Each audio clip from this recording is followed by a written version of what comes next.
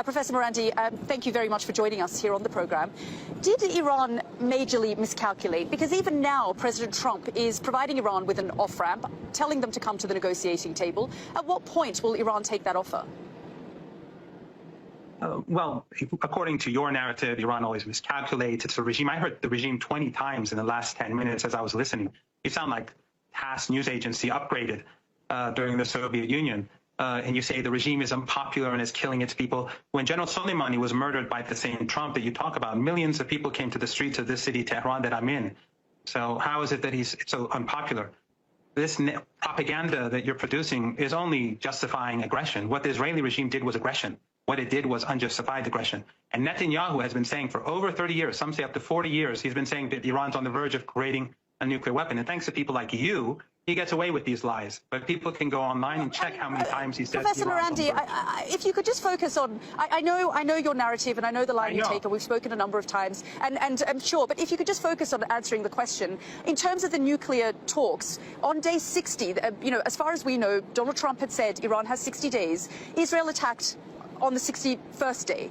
Can we talk a little bit about the regime's competence levels, the intelligence and security, the competence of your intelligence and security agencies, the fact that Mossad was able to build drone sites in your country, the fact that the leadership was asleep in their beds when they were struck and that you ignored these warnings. Can we talk a little bit about the fact that the regime was taken completely by surprise and top leaders have now been decapitated and killed as a result of the Israeli attack? Saying regime, I think it helps you contain your contempt for independent countries. After all, you work for Sky News. It's understandable.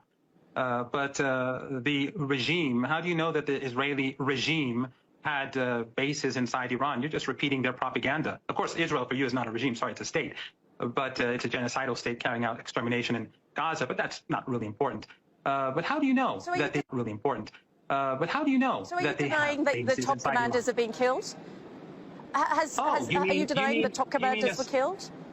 Oh, so you mean what you're referring to basically is an attack, an act of aggression, that they suddenly fire missiles at civilian targets at apartment buildings and slaughter people in those apartment buildings, slaughtering whole families. For you, that's targeting. That's a really sophisticated act. But if I can just ask, excuse me.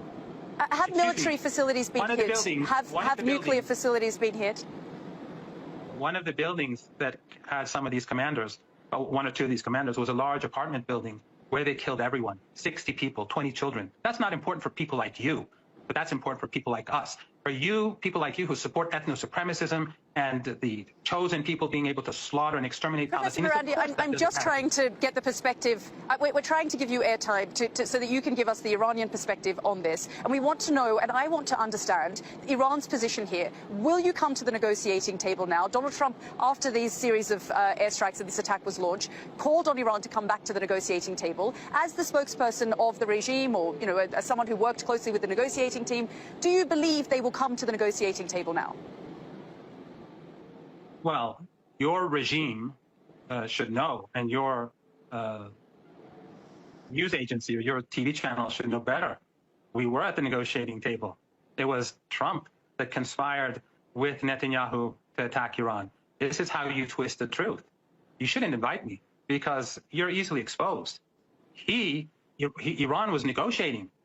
Initially, Trump had one position, and so did Witkoff. And then they flipped and said no enrichment. And then they continued the negotiations. And the night before the attack, Trump said that we don't want war. And then after the attack, he said, we're all for it. And you're saying Iran? Is Iran going to come back to the negotiating table? The audacity. Come on. Be a bit, show at least a bit of integrity. A bit of integrity will help. Okay, Professor Marandi, thanks again for joining us here on the program.